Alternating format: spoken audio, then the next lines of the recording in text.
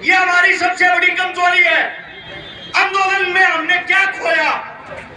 हमारे 750 किसान। एक किसान खोने का मतलब एक परिवार बर्बाद होना। हमने कितने हजार करोड़ रुपए खोए। हमें कोई बाहर से चंदा नहीं आता था, सब किसानों के घर से आता था। एक लड़ाई हमारे पूर्वज लड़ते थे, वही गलतियां वो करते थे। जिस सिंगू बॉर्डर पे, जिस टोल पे आप बैठे थे, उसके पास में एक गांव था लिवासपुर। कभी दोबारा जाओ, वहां जाके देखना। जिस वक्त हम गुलाम थे, उस गांव ने अंग्रेजों को लगान देने से मना कर दिया। अंग्रेजों की सेना आई, पूरे के पूरे गांव को रोड पे लटा दिया और कोड़ों के साथ पीटना शुरू किया, क्योंकि आसपास वाले गांव खड़े होकर तमाशा देख रहे थे कि हमारा गांव नहीं पीट रहा है तो लिवासपुर पीट रहा है। और उस गांव के कुछ साथी, जिनमें सबसे बड़ा नाम था शहीद उद्यमी राम, वे छुपकर गुरिल्ला युद्ध करते थे हम लोगों के लिए कि हम लोगों को लगान ना देना पड़े। उसके पिता को गांव में जाके पीटा जाता है, अपने बेटे को बुला, वो इतना बड़ा हो गया, अंग्रेजों के खिलाफ आवाज उठाता है।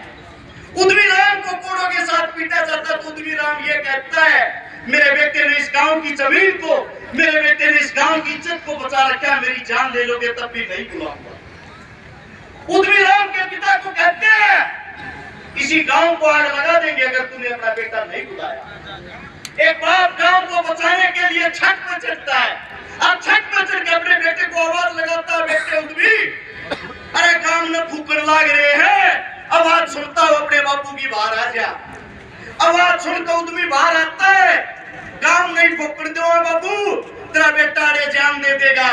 और जब वो उद्यमी बाहर आता है, अंग्रेज उसको गिरफ्तार करते हैं 22 साथियों के साथ। उसी सिंगू बॉर्डर पे लेटा के, अंधी हथड़ी को दारू पिला के उन 22 के 2200 को वहीं मलीला जाता है, पूरी तरीके से कुचला जाता है।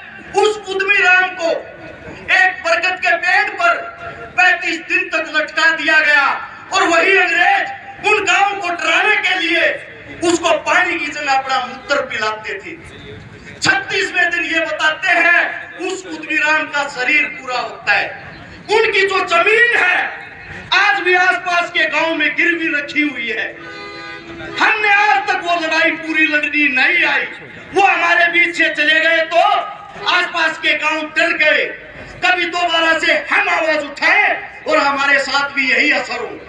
मैं आप सभी साथियों को बता देता हूँ, ये जो 750 साथी हमारे लिए कुर्बानी दे के गए हैं, हो सकता है अगला नंबर आप लोगों का या हमारा भी हो, लेकिन मैं ये चाहता हूँ जिसकी जान चली जाए, जान के बाद उस लड़ाई को पूरा करना चाहिए। अगर आप इस सरकार को उखाड़ दोगे, कोई अगली नई सरकार आ जाएगी, वो कौन सा आपका भला कर देगी? क्या उम्मीद करते हो आप लोग? जब तक आम किसान, दलित और कमेरे वर्ग का बेटा खुद सत्ता में नहीं बैठेगा, आप लोगों का भला नहीं हो सकता, नहीं हो सकता। समय कम है, मैं माफी चाहता हूं, मेरे मुंह से कोई गलत शब्द निकल गया हो। आपका बच्चा, आपका बेटा हूं, अपना बच्चा समझ के माफ कर देना। जय जवान, जय किसान।